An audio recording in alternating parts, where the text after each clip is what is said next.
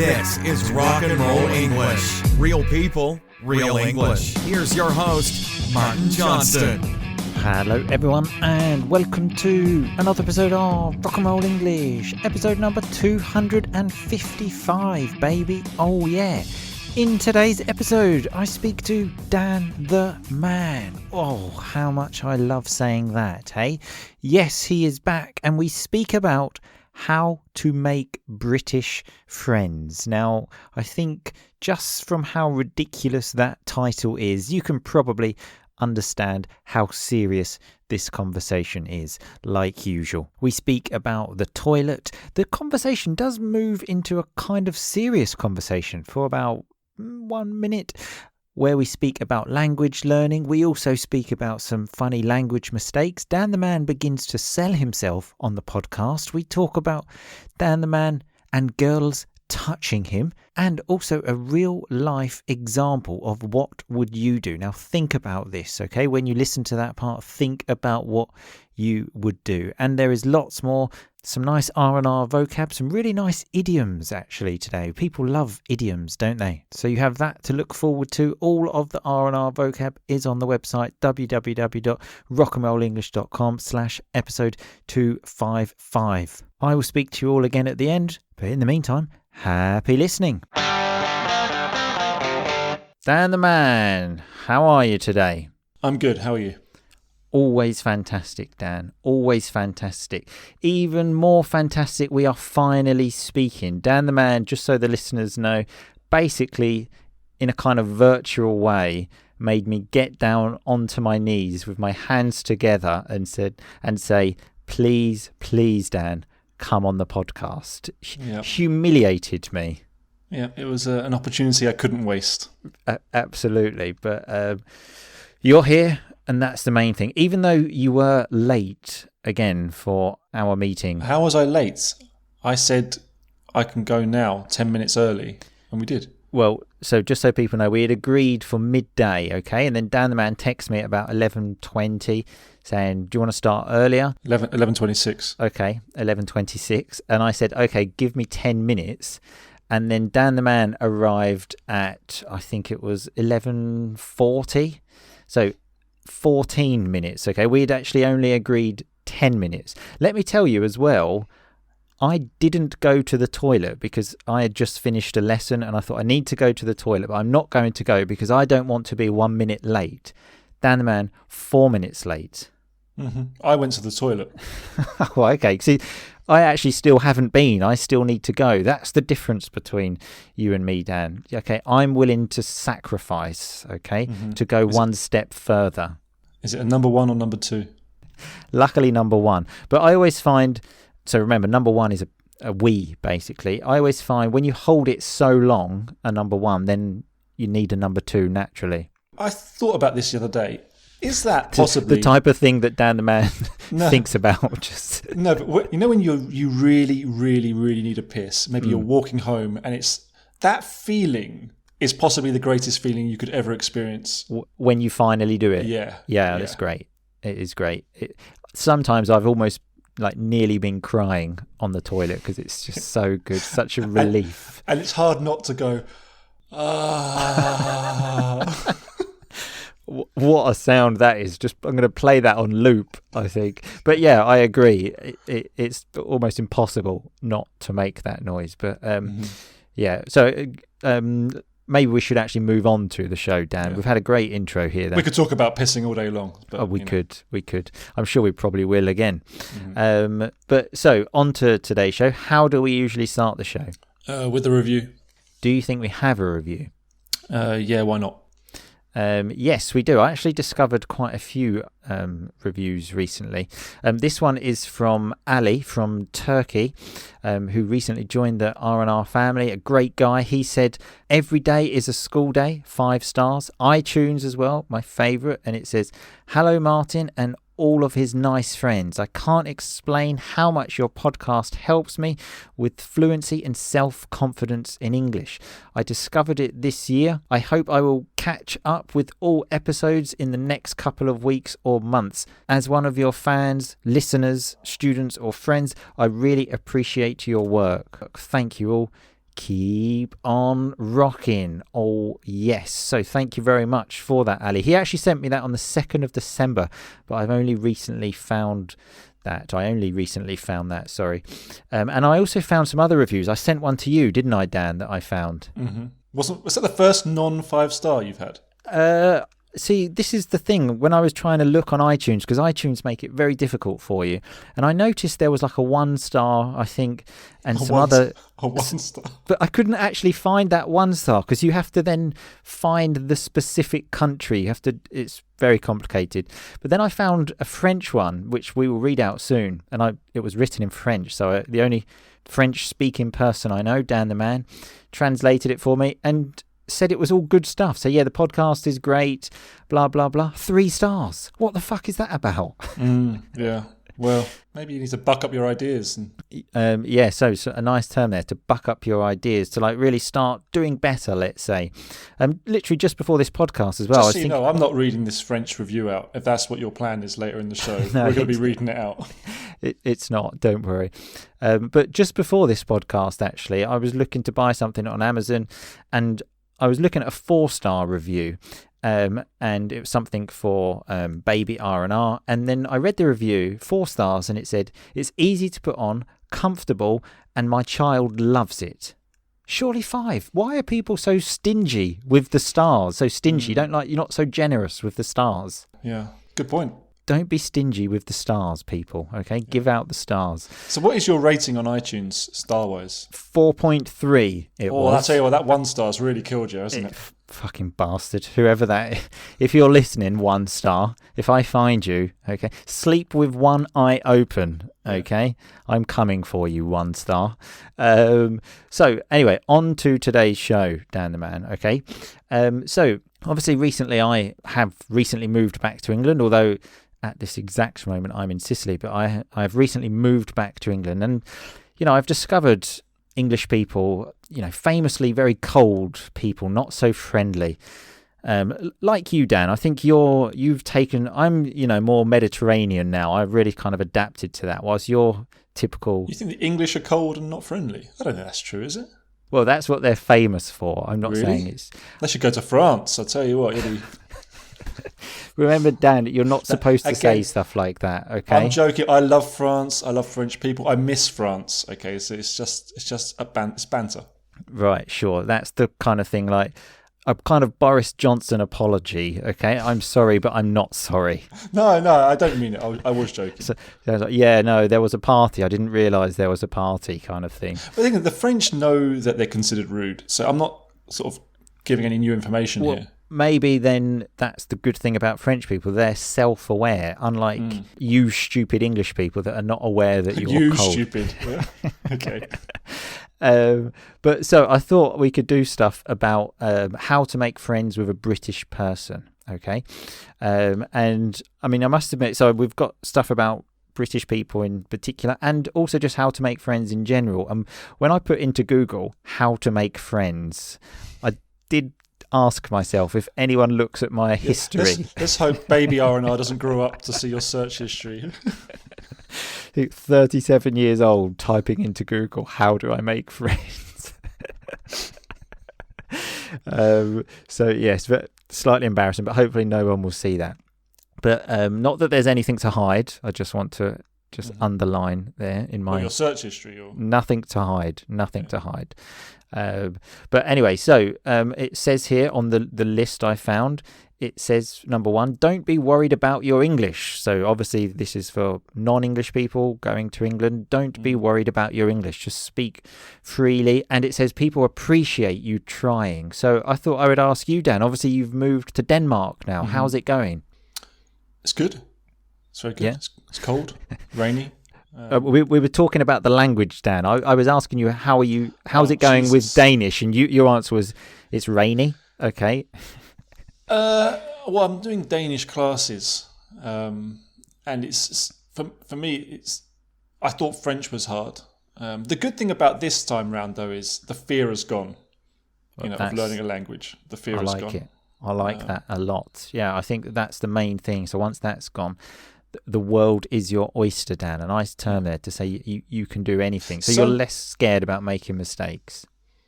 Yeah, well, I think I'm less intimidated by the process. I kind of know what to do now, whereas sometimes you just don't even know where to start. You just I think I fell for the when I went to France. I fell for the fluent in 3 months rubbish you see on YouTube, or fluent in 7 days. I believed that, and then when you weren't fluent, you think, oh my god, I'm not good at languages. But so yeah. But I mean, to be honest, so much so that I'm now even thinking about if I could. I don't.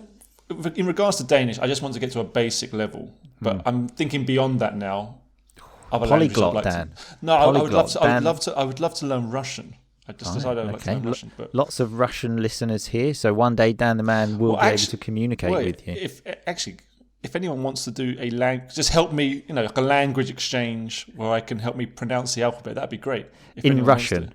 Well, yeah, I'll do a language exchange. If there's any Russian listeners that want to do that, I'd be interested, because wow. Again, it's like a long-term thing. But I mean, if I could start trying to pronounce it now, that'd be useful. This is a new Dan the Man, literally selling himself on the podcast. No one's buying.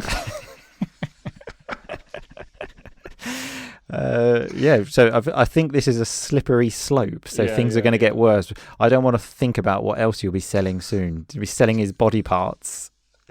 But yeah, very, very inspiring there, Dan. I like that a lot. But a quick story I've got about like mistakes in English and like languages. One of my students recently, actually, we were doing question forms. I mean, she's like quite a low level student, and obviously she's doing really well, etc. And so I asked her to ask me some questions, and then the first question was, "Where did you meet your daughter?" At the hospital.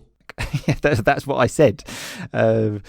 So I was like, well, at the hospital. And then she realised, and then she had made a mistake. And then she said, no, sorry, where did you make your daughter? And I was like... In bed. But I think... Well, we then had a good laugh about it, as you do with these mistakes. Was that what she was asking, or was she asking, like, what's her date of birth? No, she wanted to say, where did you meet your wife? Oh, okay. Which does have a bit more sense, obviously. Yeah. But yeah, then when the question got to where did you make your daughter, I was like, look, okay, there are some things we can't really talk about in these lessons, okay? And that's something I don't really want to talk about. I remember one time embarrassed myself. Just one time? No, mate, loads of times. But I remember one time in particular, I had this, I would say, my French is terrible. Yeah, but sometimes the French will use terrible as is a good thing. Right. So there was me saying, oh yeah, my French is terrible. And people looking at me sometimes like, it's like me saying, oh, my French is fantastic. When it fucking clearly wasn't. I mean, anyone, even if it was, like, just to say that would just be such a ridiculous thing to say anyway, just to say, yeah, like basically anyone that says I'm fantastic at anything is, probably not someone you want to talk to, even though I start this podcast every time with I'm fantastic, but never mind. To be honest, I think that's the case. That's what I've been told. I mean, I don't even know. I thought you were fluent in French, Dan. You still don't even know. No, but that's a cultural thing. When people use a word and it's a good thing, like, oh, you're the shit, that sort of thing. Right, okay. Got ya. A nice term, that, the shit, like fantastic. But so another one here, specific for British people. This, I'm reading this directly. It says, approach people. The first step is always the hardest. Do not be afraid to make the first move. The British are generally very friendly and would really appreciate it if you approached them. Oh, I mean, that depends. If you're on the tube, stay away. I mean, anywhere. If someone just approached me on the street and said, hi, do you want to be friends? I would be thinking, this person... They're not suggesting that, though, are they? They're not suggesting going asking, can you be my friend? Well, what's the approach, though? What are you going to do? I think what they mean is, if you have a question about the area, just go and ask. I mean, well, we're talking about actually making friends here. And it also says... Maybe this is why you don't have any friends, Martin. Maybe exactly. So it says you can begin by introducing yourself and chatting to them. So even that, just going up to someone, hi, my name's Martin. I'm 37 years old. I currently... someone just came up to me and said that, I would be like, right, okay. And then it says, perhaps find someone sitting alone rather than with a group of people. So pick on the weak one, the weakest link. Separate the weak one from the herd. Yeah, what's the expression? To separate the wheat from the chaff, basically. That's a different expression, I think. That's like different ones. Similar meaning, Dan. Similar, probably better. Not so much, but...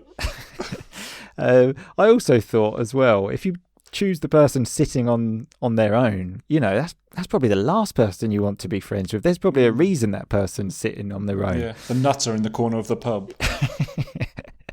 Yeah, a lovely word there as well.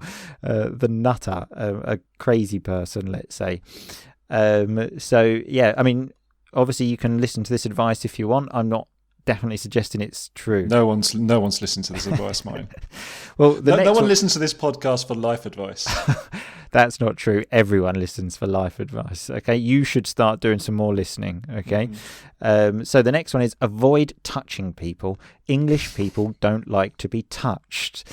And again, I just thought of you, Dan. Like, I'm a touchy-feely kind of guy. I'm in for a hug. I remember. No. I remember I went to hug you once to say hello, and you couldn't handle it. Well, we've spoken about that on the podcast. We have. It was the way. It was the way you did it was very strange. And also, we were in England, and I think but the English are touchy-feely, aren't they? So it should be fine. Well, oh no, you're not English now. That's it. Sorry, that makes. Oh, I understand now. Okay. You did it in a very strange way, but yeah, I mean, you though, like you touch you and you like shit your pants. I don't think you let a girl touch you until you were in your 30s, did you?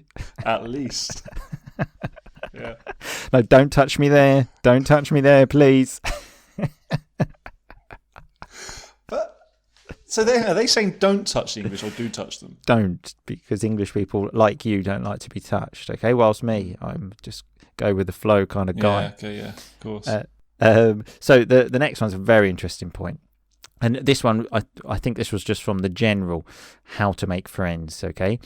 I think simple advice, mind your own business, okay? So don't get involved in other people's stuff. But I've got a situation for you, Dan. Okay, and I want to see how you would react to this situation, okay? Mm-hmm. So you're at an airport, okay, and you're about to get on the plane, and then a man in front of you doesn't have the correct documents to get on the plane, okay? Get out of my way. Okay, sure. And so he's not allowed on. They say to this man, sorry, you've not got the correct documents, you cannot travel. And then he very aggressively starts shouting at a young woman, okay? What would you do? A young woman that's telling him you can't get on the plane. So a woman that was, I don't know, she was probably about 28, and he was very aggressively shouting. Well, he is aggressively shouting. What would you do? Is it stopping me getting on the plane?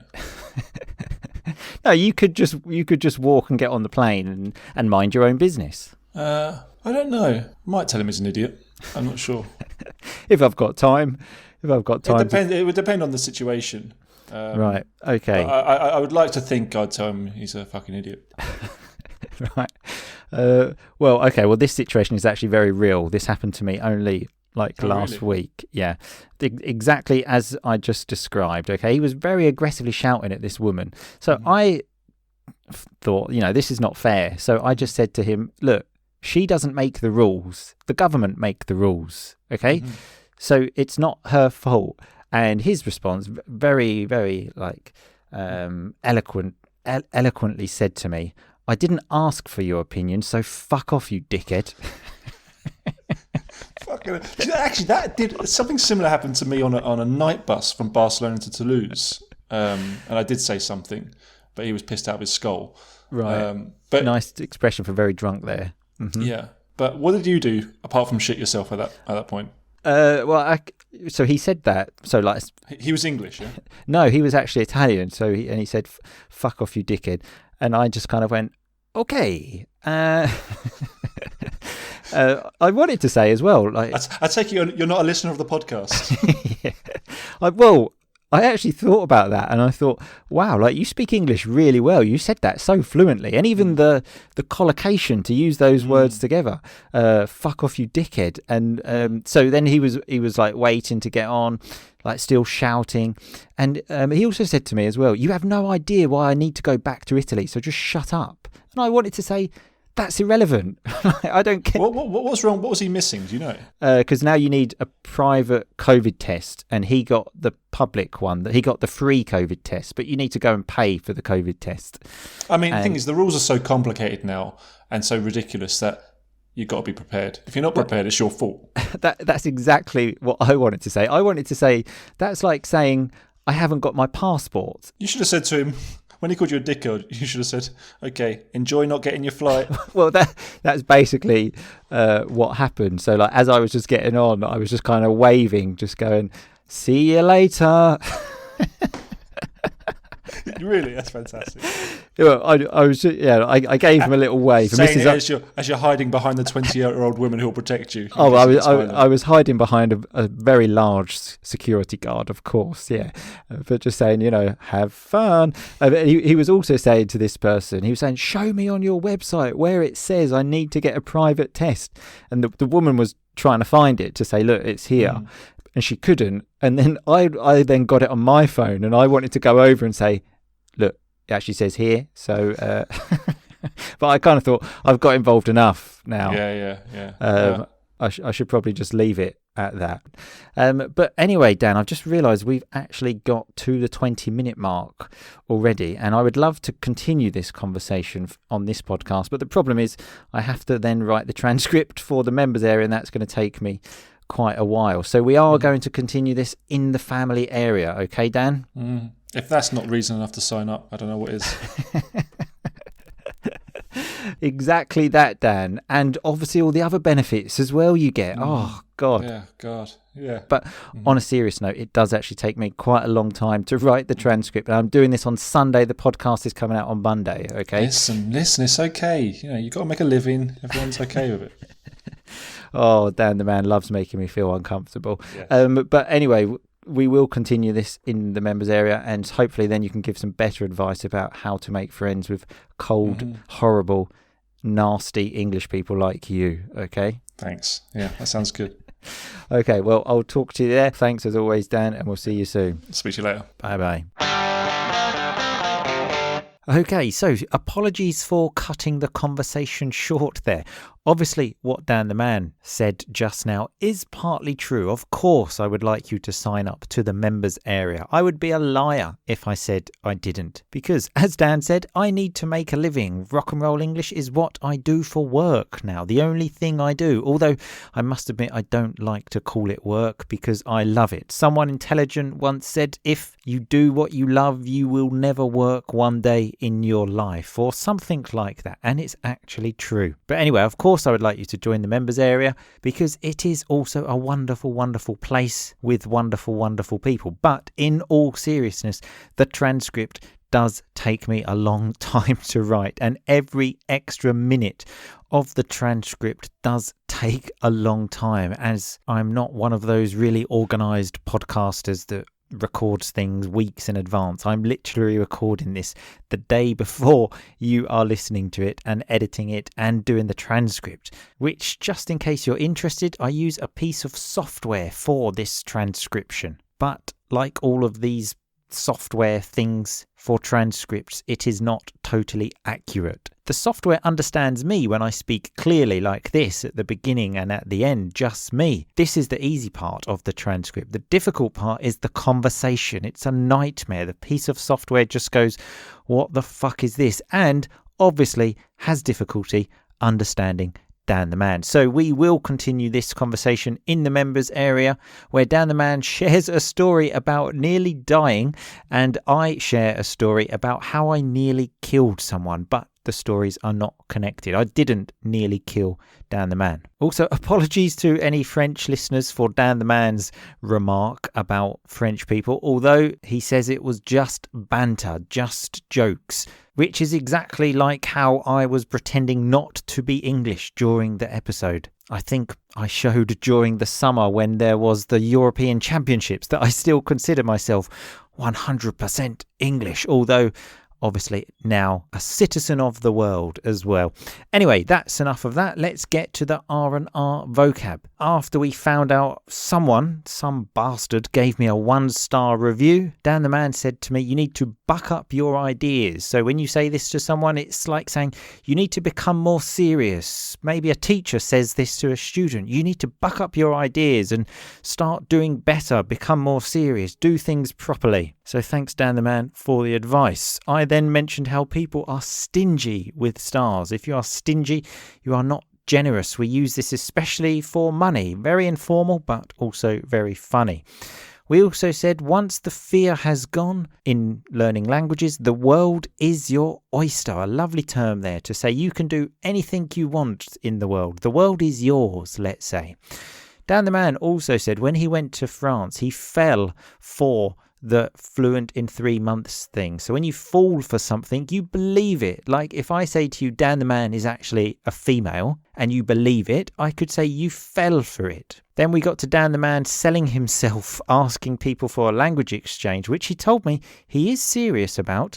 I then said this is a slippery slope, so something that is only going to get worse because soon he will be selling things I don't want to think about on the podcast, selling private parts of his body, I think. We had quickly a lovely term, which I love, when you say you're the shit, okay? Very, very, very informal, but you are brilliant. We also had a nice term when we were talking about finding someone who is sitting alone to talk to, okay? And the article said find someone sitting alone rather than in a group. So instead of in a group. And I said pick on the weakest link. So when you pick on someone, it's when you kind of single someone out, okay? You choose that one person. Often we use this in a negative way. When you criticize that person, you pick on one person, but I was using it in a kind of jokingly way here. Then we had the confusion over which is the correct term. Dan the Man said separate the weak one from the herd, when again talking about the person sitting on his or her own.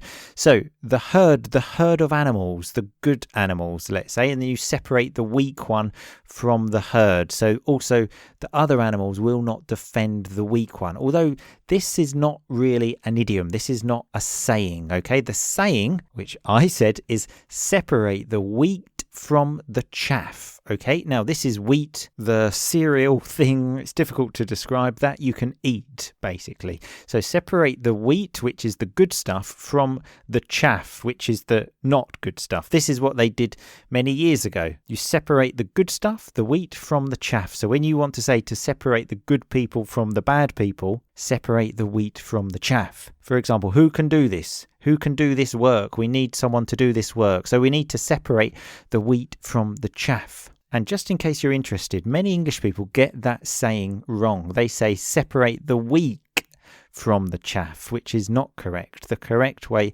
is to separate the wheat from the chaff. Just one of the many errors that English people like me often make. And last but not least, Dan the Man spoke about the nutter in the corner of the pub. So a nutter is a crazy person. But remember, all of this vocab is on the website rockandrollenglish.com/episode 254. I will see you all very soon, people. But in the meantime, just keep on rocking, baby.